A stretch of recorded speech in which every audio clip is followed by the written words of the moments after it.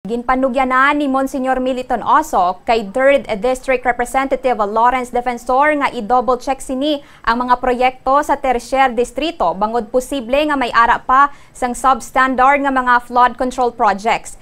Ini ang ginpahayag ni Monsignor Oso matapos nga nabatian sa Bombo Radio ang ginpahayag ni Congressman Defensor nga wala ini sa mga ghost projects o kon substandard nga proyekto sa 3rd District.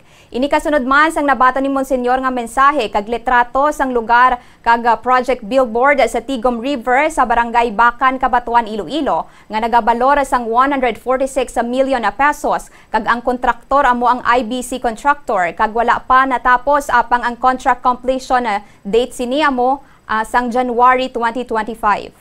May report ni sa akon base with the check Barangay Bacan, Cabanatuan, 3rd District na 146 million IBC Tigom River.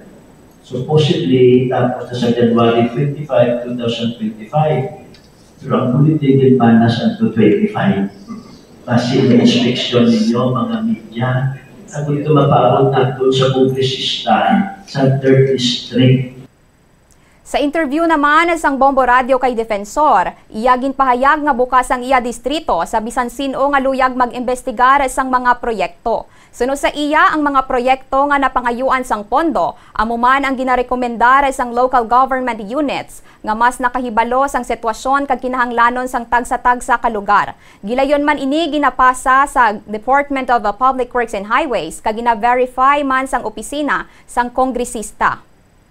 Hindi ko maisip, pero kung gusto nyo, lantawon nyo ang mga damo-damo nga flood control nga na-implement sa Banwa sang Putotan, sang Kalinog, Cabanatuan, Maasin, kag ang iban sini Riverside Park na, ang iban sini nga wala pa ma-implement, i-implement namon sa Maasin, pero gusto ko nga antes ma-implement, kumpleto anay ang tanan nga clearance kag permits sa DNR kay mangin part siya, hindi lang sang flood control, but sang restoration of the Maasin watershed.